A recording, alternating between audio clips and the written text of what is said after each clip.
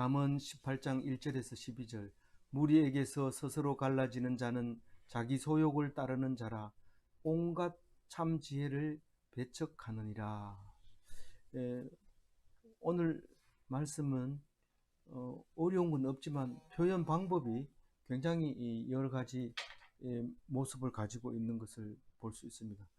그래서 12개의 잠언만 묵상하지만 우리 속에 늘 들어있는 요소들을 끄집어내주는 귀한 말씀입니다. 1절 말씀은 무리에게서 스스로 갈라지는 자는, 이렇게 했을 때 이것만 읽어가지고 무슨 뜻인지 잘 모릅니다. 그 원어를 찾아봐도 무리라는 단어는 없는데 번역할 때 집어넣습니다. 스스로 갈라지는 자는, 이런 말은 가지고도 무슨 말인지 모릅니다. 자기 소욕을 따르는 자라, 이렇게 했을 때 욕심을 따라 떠나간 사람, 이렇게 이제 읽을 수 있어요. 자기 욕심을 따라서 혼자 별도로 떨어져 나간 사람, 그걸 이제 이렇게 말하는 거죠. 그래서 온갖 참 지혜를 배척하느니라, 이렇게 했을 때 이 지혜라는 것은 결국은 사람과 사람 사이에 지혜를 사용하지, 무슨 물건을 만든다든가 또 혹은 뭐 이런 데 사용되는 지혜가 아니라 사람과 사람 사이에 항상 우위에 있고 하나님 보시기에 합당하고 그런 게 지혜이기 때문에 사람 없이 혼자서는 지혜가 아무리 있어도 소용이 없고 나타나지를 않는 거죠.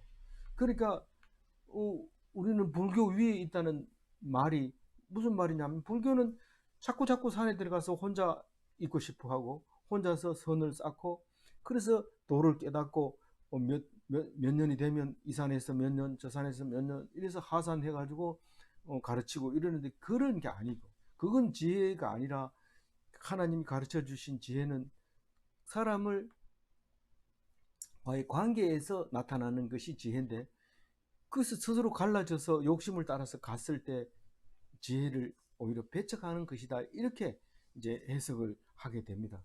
그래서 제목은 지혜를 떠나는 욕심, 이렇게 하고 첫 번째로 욕심을 따라가는 자와 지혜를 떠나는 자를 말하고 있는데, 사실 말씀을 떠나면 욕심을 따라가는 겁니다. 말씀 떠나는 거하고 욕심 따라가는 거하고 다른 말이지 않냐? 또 같은 말이죠. 같은 말인데, 말씀을 따라가면 지혜를 얻는 거고 말씀을 떠나면 욕심을 따라갔다고 판단하고 있는 거죠. 잘 생각해 볼까요? 정말 말씀을 떠나는 게 욕심인지 생각해 보라고 지금 1절 말씀을 하고 있는 거죠. 그 바른말 성경에는 이렇게 적어놨어요. 한번 읽어볼까요? 욕망을 따라 스스로 갈라지는 자는 바른 지혜를 모두 배척한다, 이렇게 얘기합니다. 그러니까 바른 지혜라는 거면 어디서 나오냐? 사람들 속에서 나오냐? 그렇게 나오는 것처럼 이제 말하고 있지만, 사실은 여러 사람 속에서 기록되어 있는 것이 성경인데, 그냥 기록된 게 아니라 성령의 인도함을 받아서 기록된 거기 때문에 그게 지혜라는 거죠. 그래서 지혜가 바로 성령이 되는 겁니다.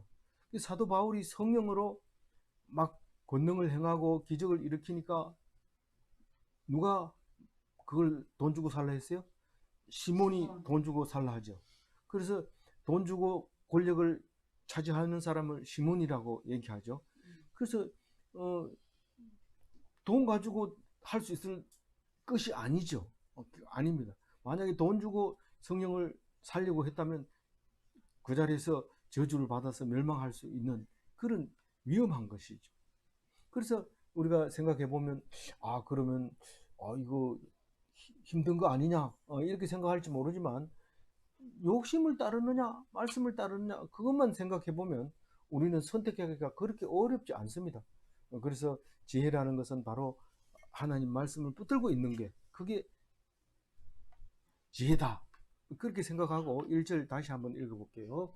무리에게서 스스로 갈라지는 자는 자기 소욕을 따르는 자라. 온갖 참 지혜를 배척하느니라. 2절 읽어봅니다.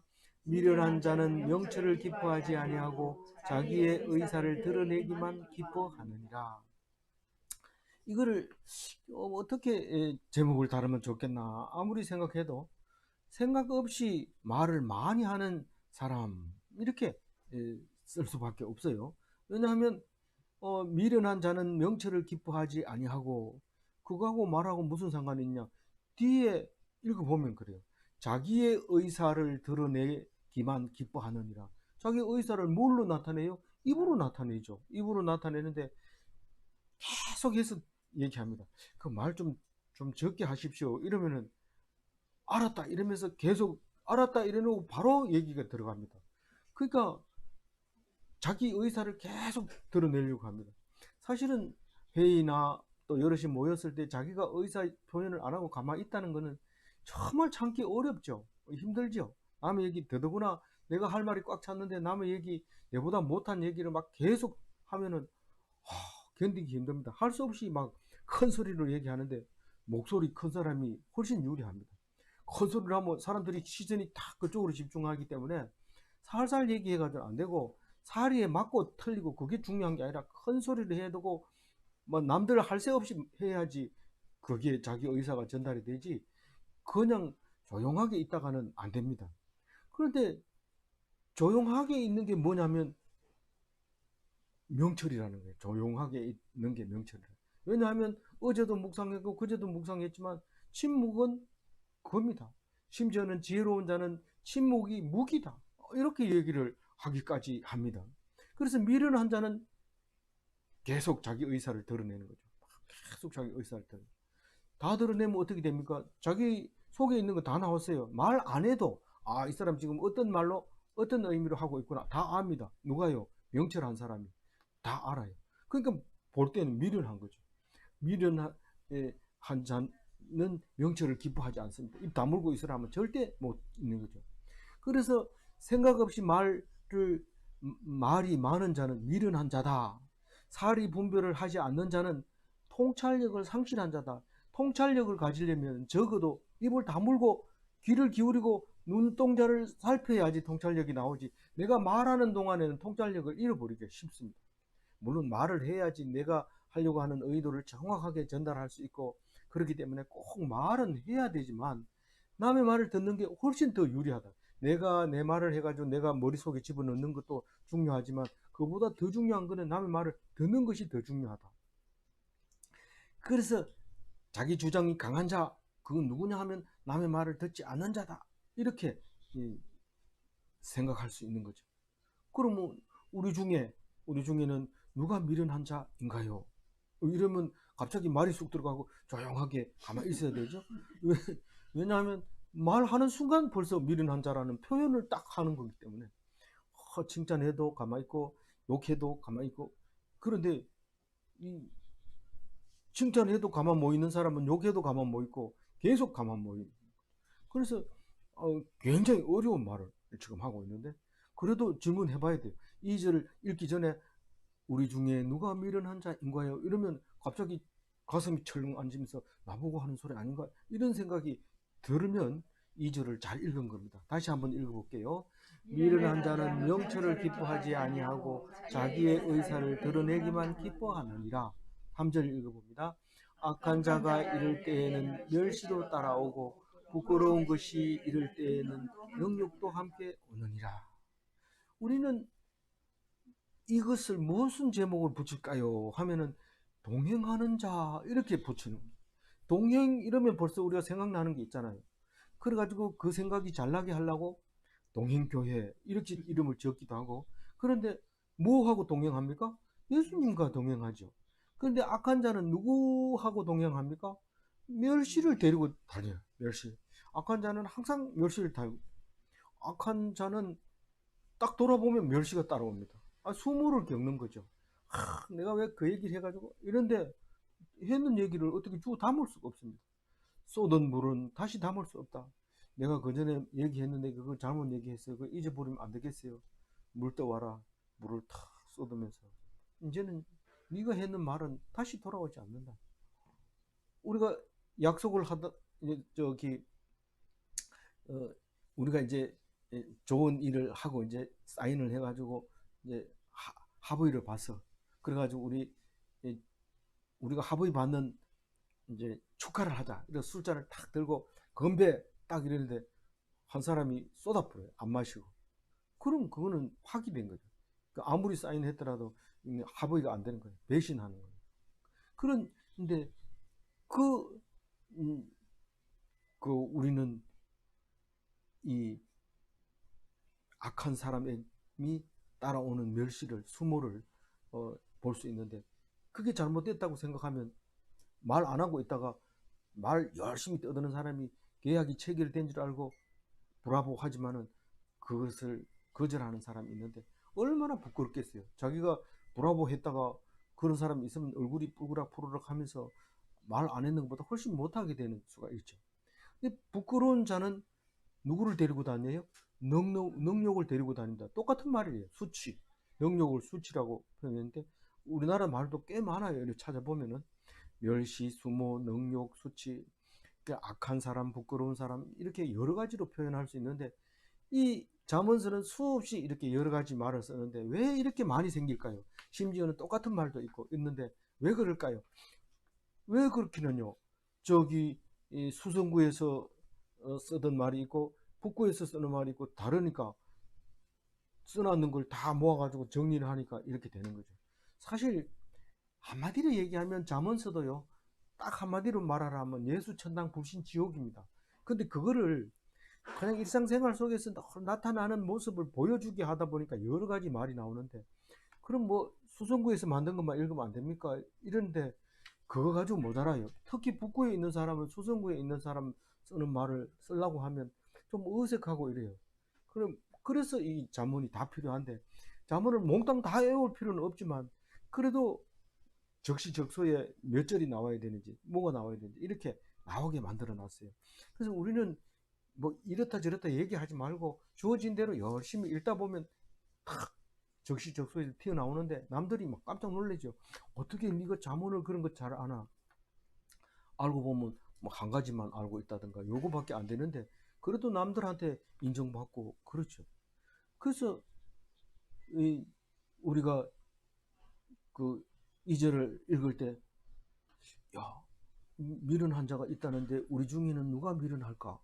한번 생각해 봐요. 누가 미련한지 한번 생각해 봐요. 다 알잖아요. 내가 미련하구나. 대부분 알 수 있어요. 2절 다시 한번 읽어봅니다. 미련한 자는 명철을 기뻐하지 아니하고 자기 의사만 죄송합니다. 제가 점심을 많이 먹어서 그런지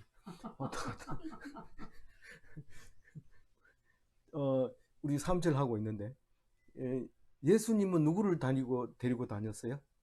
지혜자들을 데리고 다녔는데 지혜자는 누가 지혜자예요? 예수님이 지혜자예요. 지혜자잖아요. 이러면 그 말은 틀린 말은 아니지만 지혜자라는 건 딴 게 없고 말씀을 받아들이는 사람이 지혜자입니다. 말씀을 받아들이는 사람. 그래서 나는 말씀을 받아들이긴 하는데 지혜자라고 하니까 좀 부끄럽네요. 그게 아니고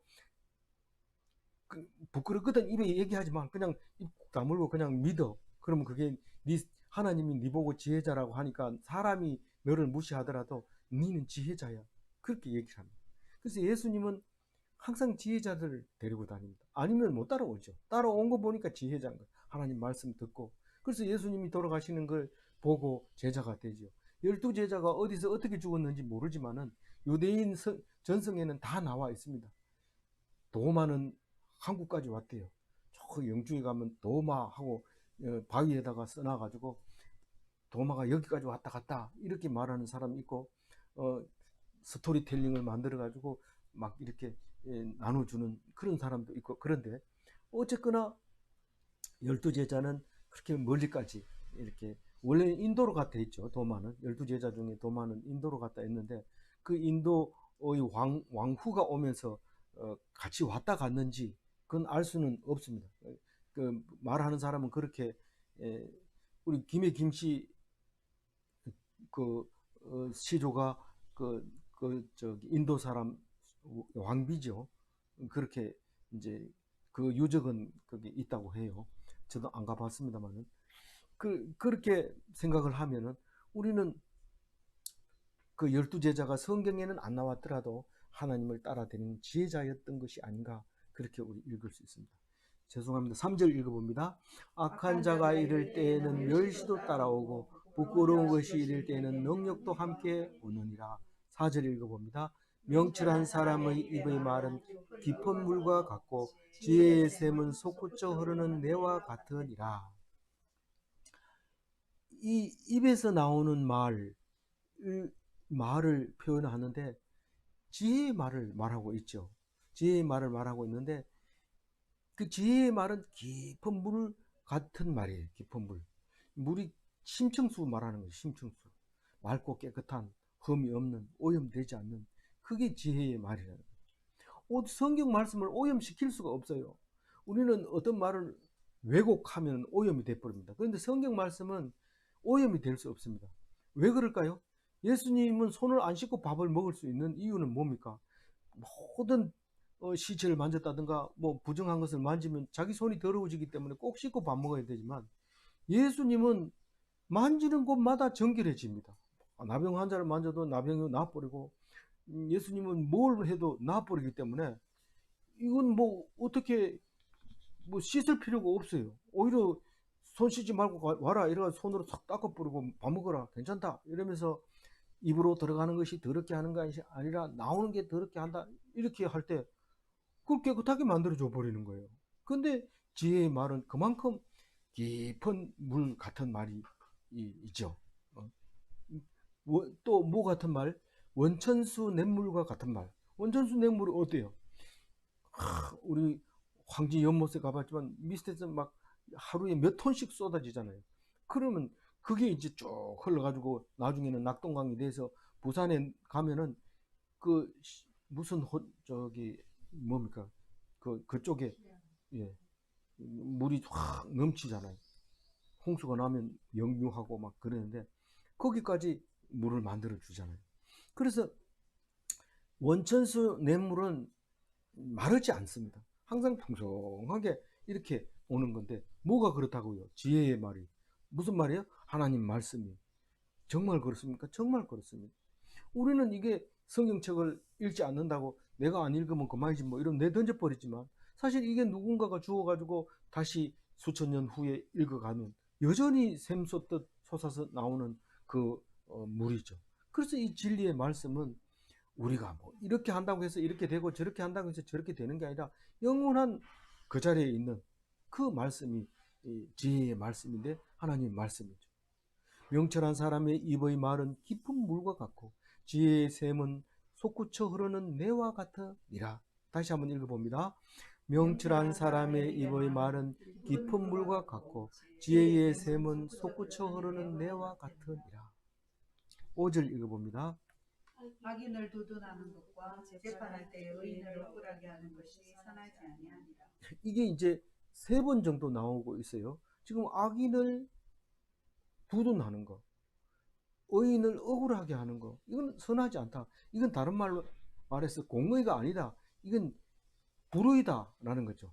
이 공의는 째닥한데 째닥하가 아니다라는 거죠. 공의라면은 악인을 두둔해서는 안 되고 의인을 억울하게 해서는 안 되는 말을 하고 있는 거죠. 그래서 악인을 옹호하는 자나 의인을 억울하게 재판하는 자나 이건 전부 다 불의한 자다. 불의는 어디에서 올까요? 불의는 왜 인간은 불의를 행할까요? 예? 욕심에서 오죠. 마음의 욕심. 뇌물을 받고 그렇게 하고 또 자기 이익을 위해서 그렇게 하고 귀찮아서 그렇게 하고 그렇게 하는 거죠. 누가 그렇게 불의해요? 자꾸 물어보세요. 잘 답이 안 나오거든. 자꾸 물어보면 답이 자동으로 나옵니다. 왜냐하면 자기가 훤히 알기 때문에. 자기는 자기를 훤히 알기 때문에. 5절 다시 한번 읽어봅니다. 악인을 두둔하는 것과 재판할 때 의인을 억울하게 하는 것이 선하지 아니하니라. 6절 읽어봅니다. 미련한 자의 입술은 다툼을 일으키고 그의 입은 매를 자청하느니라. 요새 뭐 매 들고 때리는 거 없습니다. 어떤 법에도 매를 들고 때려야 될 수 있는 사람 없습니다. 원래 매 이러면은 선생님이 학생을 때리는 것만 있는데 그거 없어진 지 오래됐거든요. 그럼 부모는 자식을 성경에도 매를 때려야지 애가 똑바로 크지, 그거는 부모의 책임이다, 이렇게 얘기를 해서 애를 너무 많이 때려가지고 다치게 하는 경우도 있는데, 그거는 옛날의 얘기인데, 언제 얘기냐면, 이 사실은 종들이 잘못하면 매를 맞습니다. 그때 당시에 쓰여진 말이거든요. 근데 지금은 일절 매를 대면 안 되도록 이렇게 되어 있습니다. 근데 유대인들은 아직도 전혀 그렇지 않죠. 특히 언제 대속죄 일에는 채찍을 가지고 제사장 앞에 가서 엎드리면 채찍으로 때리고, 저는 보지는 않았습니다만 얘기를 들었습니다. 그렇게 때리는 게 있지만은 사실은 그게 없어졌어요. 그래서 미련한 자의 입술은 다툼을 일으키고 그 입은 매를 자청하느니라. 이 종들이 뭐 맞을 일이 뭐가 있겠어요. 일 안 한다 그러면 일 더 시키고, 보통은 일 안 하면 밥을 안 주고, 이렇기 때문에 뭐 그렇게 두드러 팰 일은 없습니다. 그것도 재물인데. 그런데 꼭 입으로 그만 비밀을 발설한다든가, 다른 사람이 이 사람보다 더 좋다고 얘기한다든가, 뭐 이런 엉뚱한 얘기를 하다가 그만 붙들려 가가지고 두드러 맞는 거죠. 그게 무슨 입술이라고요? 미련한 자의 입술이다. 네가 그랬다면서 이렇게 딱 대들면 싸움이 일어나죠. 누가 그러더냐? 누가 그러더라? 네 이리 와. 그러고 채찍을 맞게 되는 거죠. 그래서 다툼을 일으키고, 이건 사실 우리가 안 싸우고 사는 사람 누가 있어요? 얘기해 보세요. 누가 안 싸우는 사람 한 사람만 있으면 예수님 차석으로 앉혀드리겠습니다. 안 싸우는 사람 없잖아요. 매를 자청한다 할 때, 예수님이 매를 자청해서 채찍을 맞았구나, 그럼 예수님 미련한 거 아니냐, 이렇게 얘기하는데, 안 믿는 사람은 당연히 그렇게 얘기하죠. 그 뭐 젊은 청년이 무슨 랍비들한테, 어른들한테 대들다가 결국은 십자가에 못 박혀서, 이렇게 얘기하는 게 지금도 유대인들이 그렇게 얘기하고 있단 말이에요. 젊은 나이가 30이 이제 겨우 넘은 사람이 그래가 되나 뭐 이러면서 확 뭐라 하는데, 미지런해가지고 채찍을 맞았다고 생각하고 있는 거죠. 그러나 우리는 안 싸우는 사람 없고, 불의한 사람이 아닌 사람이 없고, 뭐 감정을 안 나타내는 사람이, 말씀에 의지하는 사람이 없어요.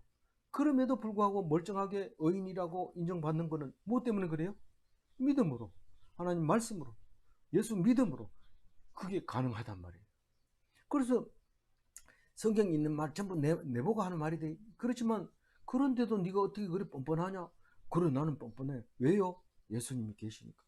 당당하게. 원래 예수님은 다 알고 우리 죄를 위해서 돌아가셔서, 나중에 지을 죄까지 다 알고 미리 소급해서 돌아가신 거야. 이렇게 말할 때, 얘가 돌았나? 그래, 돌았다. 이렇게 딱 해야 되죠. 그럼 안 돌면 안 되겠나? 나는 돌아가는 게 더 좋다. 그렇게 하는 게 예수 믿는 사람이죠. 그럼 6절 다시 한번 읽어보겠습니다. 미련한 자의 입술은 다툼을 일으키고 그의 입은 매를 자청하느니라. 7절 읽어봅니다. 미련한 자의 입은 그의 멸망이 되고 그의 입술은 그 영혼이 그물이 되느니라. 이거는 미련한 자의 입을 말하고 있죠. 미련한 자의 입은 그 입 때문에 멸망합니다. 말 한번 잘못했다가 죽음을 당하는 일이 많습니다. 벙어리 앞에서 막 온갖 짓을 해도 벙어리는 살아남습니다. 얘는 뭘 해도 남에게 가서 말할 사람이 아니니까 살아남지만, 말 잘하는 사람 앞에서 무슨 일을 하고 나면 제일 먼저 죽이는 건 이 사람이 봤기 때문에 죽입니다. 그건 무섭잖아요. 그래서 차라리 이 못 볼 걸 봤으면은 버버리 흉내를 내세요. 그 다윗이 살아나는 방법이 미친 척 해가지고 살아남은 것처럼, 못 볼 걸 봐서 뭐 눈동자를 획가닥 해가지고 말을 못하는 것처럼 뭘 하면 엉뚱한 소리 하고 막 이렇게 해야 돼. 그래야 살아남지. 말을 똑바로 하고, 나 본 거 못 봤다고 해주십시오, 나 절대 말 안 할게요, 믿을 수 없다, 딱 죽이죠. 죽임. 그리고 그의 입술은 그의 영혼의 거물이 되느니라. 만약에 비밀을 갖다가 누수를 해버리면 그게 딱 올무가 돼버려요. 그거 딱 잡히면 영혼이 꼼짝 못합니다. 그의 영혼의 거물이 딱 되는 거예요. 그 입술 때문에, 내가 말한 것 때문에. 그걸 자성자박이라 하죠. 자기 밧줄로 자기를 묶었어요. 세상에 그렇게 묶는 사람이 어디 있어요. 그런데 딱 자기 말로 어려움을 겪게 되는 걸 말하는데, 정말 우리에게는 그 입 때문에 멸망할 수밖에 없구나 하는 걸 생각하면 구원의 길은 없을까요? 우리 입 때문에 죽을 수밖에 없는데 그럼 나는 구원받을 수 없을까요? 나는 구원의 길을 알고 있습니다. 생명의 길을 알 수 있습니다. 뭡니까? 우리는 열심히 자문을 읽고 있잖아요. 내가 원래 그렇다는 걸 아는 것만 해도 엄청난 지름길을 찾을 수 있어요. 내가 그런 줄 모를 때는 딴 길로 가도 모르지만은 그것을 아는 순간, 인정하는 순간 길은 열려 있습니다. 누가 있기 때문에? 예수님이 있기 때문에. 7절 읽어봅니다. 미련한 자의 입은 그의 멸망이 되고 그의 입술은 그의 영혼의 거물이 되느니라. 8절 읽습니다. 남의 말하기를 좋아하는 자의 말은 멸식과 같아서 뱃속 깊은 데로 내려가느니라. 이거는 제목을 험담의 성질 이렇게 얘기해요. 험담의 성질이 어떻다고요? 험담의 성질은 별식과 같아요. 우리는 별식은 맨날 먹는 게 아니고 특별히 먹는데, 별식은 잊어버릴 수 있어요, 없어요? 못 게장, 간장, 무한 리필 별식이잖아요. 잊어버릴 수 없죠. 그날 저녁에 잠 못 자고 입에서 단내가 막 나는 거, 이런 거 생각해 보세요. 그 잊을 수 없어요. 이 별식은 뇌리 속에 꽉 박혀 있어요. 언제까지요? 뇌리에 박혀 있는데 죽기 전까지는 그걸 기억하죠. 그런데 남의 말하는 그 좋아하는 자의 말이 별식과 같다고 얘기해요. 이 남을 흉보고 험담을 하면은 그 소리가 안 없어지는 거예요. 안 없어지. 다른 거 뭐 칭찬하는 거 이런 거는 참 그 칭찬했더라 이러지만은, 험담했는 거는 입 꼭 다물고 머릿속에 딱 기억합니다. 그럼 우리는 남의 말을 좋아하지 않죠? 나는 아니다. 이렇게 말하는 사람이 있을까요? 없어요. 입만 열면 남의 말을 하는데 될 수 있는 대로 별식을 얘기하죠. 그 사람 아침 먹고 점심 먹고 저녁 먹고 잤다 이 얘기를 한 사람 한 사람도 없고, 그 사람은 말이야 이러면서 시작하는데 아주 그런 얘기를 하죠. 그래서 뇌리에 꽉 박히는 이 험담에 대해서 우리는 벗어날 길이 없습니다. 주여 용서하여 주옵소서.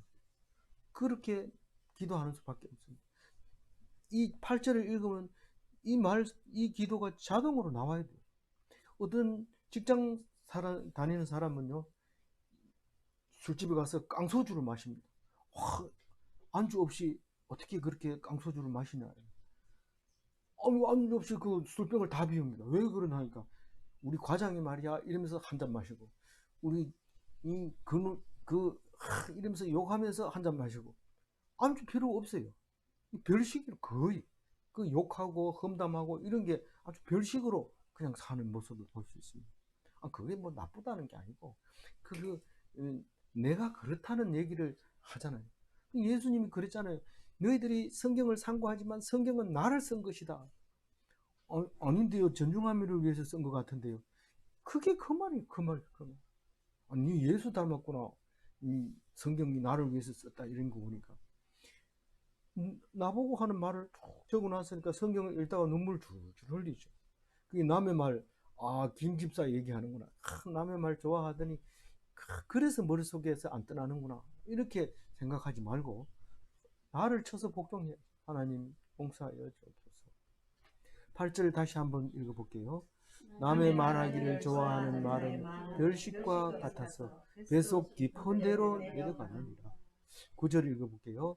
자기 일을 의뢰하는 자는 회개하는 자의 문이라. 뭐 이런 것도 잠언에 있습니까? 이건 아버지가 맨날 하던 말인데, 이런데 맨날 하던 말이죠.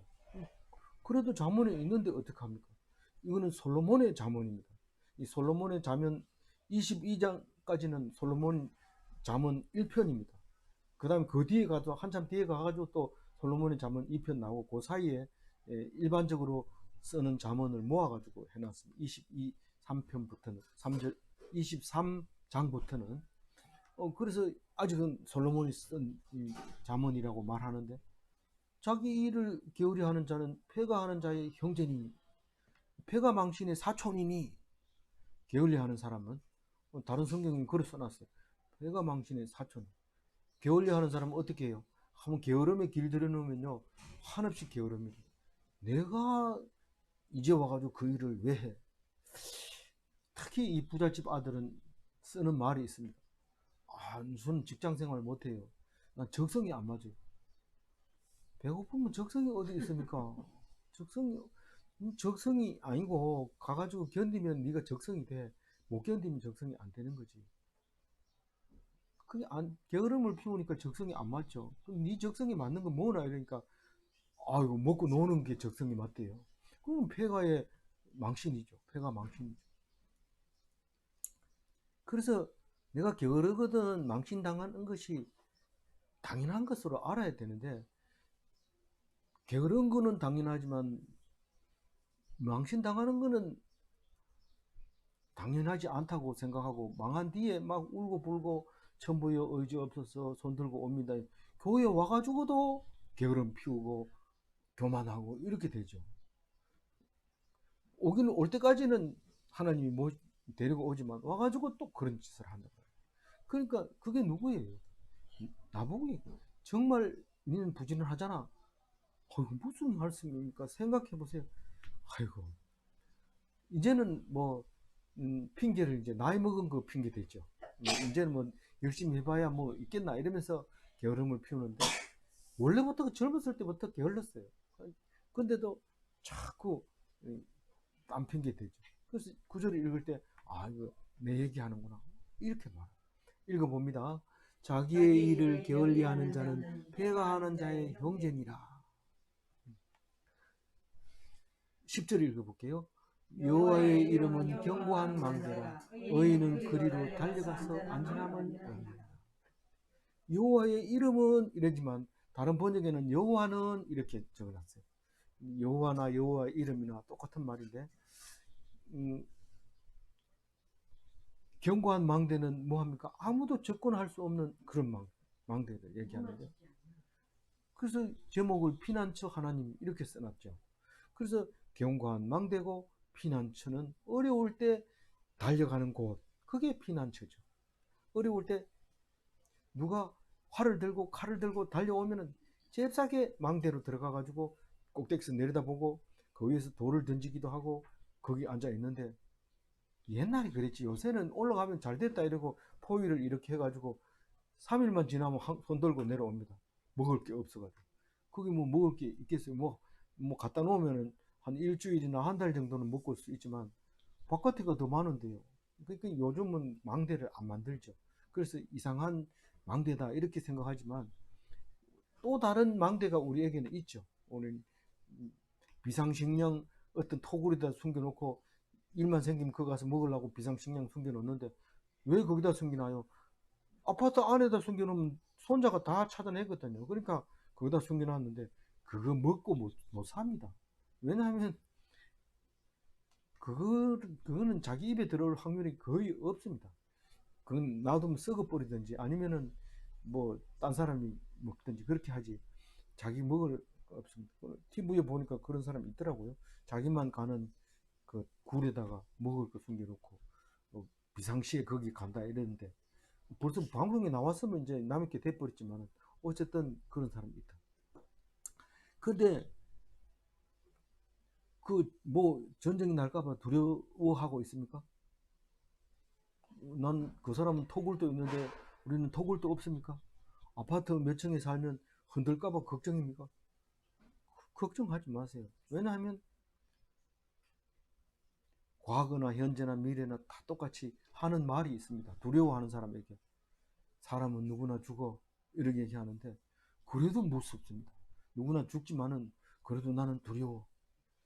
두려워하지 말고 하나님을 피난처 삼아서 이 임금님 밑에, 구세주 밑에, 아버지 앞에 죽으면 죽고 살면 살고 그렇게 행복한 삶을 사시기 바랍니다. 예, 10절 읽겠습니다. 여호와의 이름은 견고한 망대라. 의인은 그리로 달려가서 안전함을 얻느니라. 11절 부자의 재물은 그의 견고한 성이라. 그의 높은 성벽 같을지라. 예, 이게 10절하고 거의 같은 말이죠. 그 재물은 견고한 성이라고 하니까 이 부자는 재물을 의지하죠. 당연히 부자가 재물을 의지 안 하면 부자도 아니고 그거는 아무것도 아니죠. 부자는 돈을 탁 세면서 돈을 의지하죠. 사실은 돈이 견고하죠. 뭔 일을 하고 싶으면 돈 찾아가지고 쓰고. 그래서 그렇지만 없는 사람은 그럼 뭐 죽습니까? 안 죽죠. 든든하게 살아갑니다. 오히려 돈 있는 사람은 화폐 개혁하니까 뭐 종이 쪽지 돼버리고, 뭐 주식이 있는 사람 뭐 회사 망하니까 종이 쪽지 돼버리고. 그렇지만 하나님을 견고한 성으로 두고 있는 사람은, 아니 하나님이 무슨 성이 무너집니까? 안 무너지죠. 그래서 하나님이 없는 사람은, 돈이 없는 사람은 하나님이 견고한 성이 되는 거예요.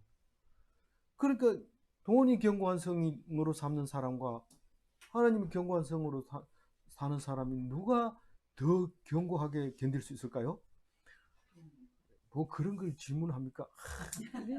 하지만 그래도 속으로는 사실은 아닌데 이렇게 생각할 수도 있어요. 사실입니다. 하나님을 견고한 성으로 둔 사람은 절대로 무너지지 않습니다. 근데 이 재물은 그러면 나쁩니까? 안 나쁘다고 해요. 안 나쁘다고. 17장 8절에 이런 얘기를 하죠. 읽어볼까요? 뇌물은 그 임자가 보기에 보석 같은즉 그가 어디로 향하든지 형통하게 하느니라. 사람에게 딱 붙들려가지고 죽여버릴 거야. 내 돈 얼마 줄게 풀어달라. 딱 풀어줍니다. 돈 때문에 살았다고 생각하죠. 사실은 그 사람 붙을 때 아무나 보고 붙습니까? 돈 있는 거 보고 붙었잖아요. 사실은 돈 때문에 시급한 거죠, 사실은. 근데도 본인은 모르고 난 돈 때문에 살았다고 이런 생각하고 돈 없는 사람 보고 무시하면서 나는 붙들려가도 사는 사람이야, 알겠나? 뭐 이러면서 큰 소리 치는데 아는 사람은 씩씩 웃죠. 그래, 잘 살아봐라 이런데 없는 사람은 어떻게 한다고요? 13장 8절에 나왔어요. 없는 사람은 어떤지. 사람의 재물이 자기 생명의 속전일 수 있으나 가난한 자는 협박받는 일이 없느니라. 그래서 돈 있는 사람은 점점 돈을 벌려고 합니다. 왜냐하면 돈의 위력을 아니까.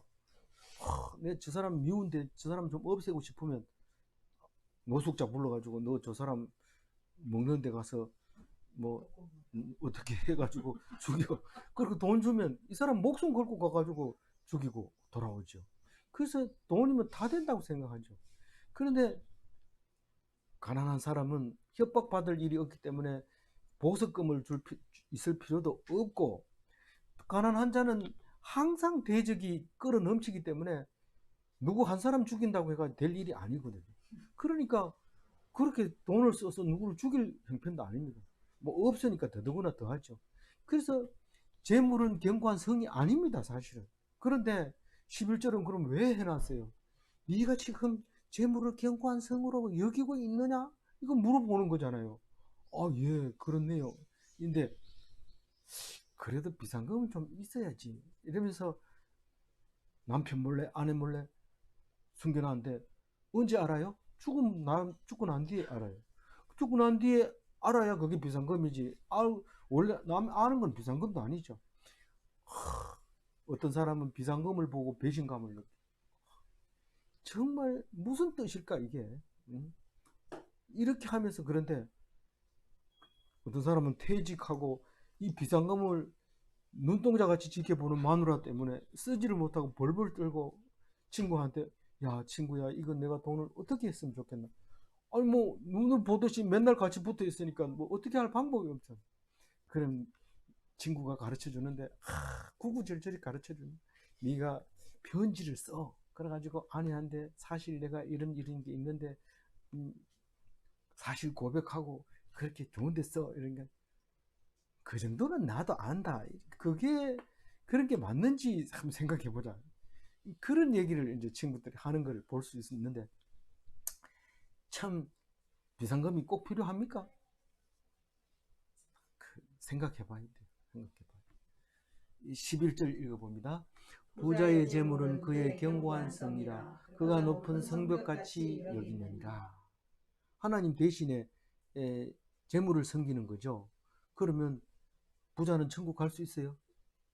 못 가요. 그 얘기를 예수님이 하고 있는데 못 알아듣는 거죠. 가기 힘들다고 그랬지 못 간다 했냐? 그건 맞는데 부자라 나는 부자가 아닙니다 이러면 천국 가지만 부자도 갈 수 있다면서 나도 보내주세요. 그럼 못 간다. 그건 내가 보장한다. 확실하다. 네가 무슨 권한으로 그런 말을 해 이러고 때리면 얻어맞을 준비하고 얘기해야 되죠. 안 그러면 그 얘기 못합니다. 그러면 될 수 있으면 하지 말고 하려면은 예수님처럼 나는 십자가 질 생각이 있다 이러면서 막 얘기를 해야 돼요. 우리는 아직 때가 안 돼서 그렇게 말 못합니다. 네. 두 번 읽었죠. 11절 12절 읽습니다. 사람의 마음의 고만은 멸망의 선봉이요 겸손의 주. 네. 이 선봉이라는 말은 길잡이를 얘기하는 겁니다. 그러니까 같은 말을 두 번 안 쓰고 한 번씩 쓰다 보니까 이렇게 됐습니다. 교만하면 멸망하고 겸손하면 존귀함을 받고 그런 거예요. 존귀함 가지고 부족하니까 영원하게 되는 거예요. 믿음을 가지면 죽지 않고 영원히 살게 되는 거예요. 그래서 예수님이 오셔가지고 극치에 달았죠. 이제 흑백 딱 나눠가지고 영원히 사는 사람과 멸망의 길로 가는 사람 두 개로 딱 나눠주죠. 그러니까 우리는 교회 가서 처음 배우는 게 예수 천당 불신지옥 이거 딱 외웁니다. 그거 뭐 외울 게 있나 이러지만 외워야 돼. 그것도 안 외우고는 몰라요. 이 교회 왜 가는데 천당 가려고 이렇게 딱 얘기를 해야 되죠. 근데 버벅거리고 그거는 사람들이 다 듣기 싫어하던데 말 안 하고 이러면 안 되죠. 확실하게 얘기해요. 예수 천당 불신지옥 확실하게. 그래서 나는 멸망의 길을 가지 않고 있어. 나는 구원의 길을 가고 있어. 확신합니까? 확신해야 돼요. 어제 묵상했나요? 16장 18절 비슷한 겁니다. 교만은 패망의 선봉이요 거만한 마음은 넘어짐의 앞잡이라. 다른 거는 앞잡이하고 길잡이하고 이제 두 개 달라졌는데 같은 성경, 같은 구조 같아요. 그래서 우리가 가는 길이 바른 길인지를 한번 알았으면 다시 몰라도 될까요? 아니, 날마다 점검해야 돼. 내가 지금 바로 가고 있는가? 바로 가고 있는가? 그래야 돼. 어떤 사람은 구원 몇 월 며칠 날 받았느냐? 이래가지고 날짜를 기록해놓고 그러면 이제 죄를 지어도 괜찮다 이러는데 그게 중요한 게 아니라 죄를 지은 것을 알아야 되긴 하지만은 그것으로 말미암아 은혜가 되어서 은혜의 삶을 살아야 되지. 안 죽는다고 해서 계속 그냥 나쁜 짓을 하고 사는 것만 중요한 게 아니라 은혜스럽게 기쁘게 감사하게 사는 게 더 중요하죠. 그래서 D-Day를 지나고 V-Day 될 때까지 열심히 이 소탕 작전을 해야 V-Day를 맞이할 수 있지. 딴 데 보고 있다 보면 총 맞아서 죽습니다. 그래서 우리는 그런 그 사이에 D-Day와 V-Day 사이를 살면서 늘 하나님 말씀 붙들고 점검해 나가야 됩니다. 오늘 11절 가지고 제가 정리를 했습니다. 한번 읽어볼까요? 부자는 재물이 있고 가난한 자는 하나님이 계십니다. 부자는 천국 가기가 힘듭니다. 네. 그래서 천국 가시는 여러분이 다 되시기 바랍니다. 기도하겠습니다. 하나님 감사합니다. 오늘 잠언서를 주시고 나를 발견하게 해주시고 나를 말씀해 주셔서 감사합니다. 잠언서가 그냥 지나가는 속담일 수도 있지만 우리에게 참으로 깨우쳐줘 알게 하시고 명철을 허락해 주시며 지혜가 무엇인가 가르쳐 주셔서 감사합니다.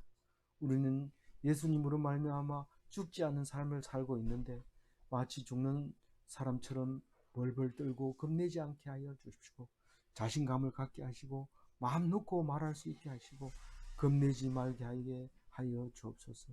오직 주님께서 다 책임지셨사오니 나의 입술을 지켜주셔서 내게서 나오는 말이 전부 하나님께서 하신 말씀으로 생각하게 하시고 그 말로 말미암아 혹 벌받는 일이 있을지라도 그것을 달게 받게 하시고 하나님 앞에 책망을 더 좋아하게 하여 주옵소서.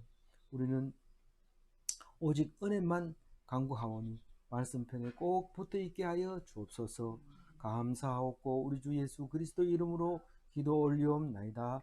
아멘. 감사합니다.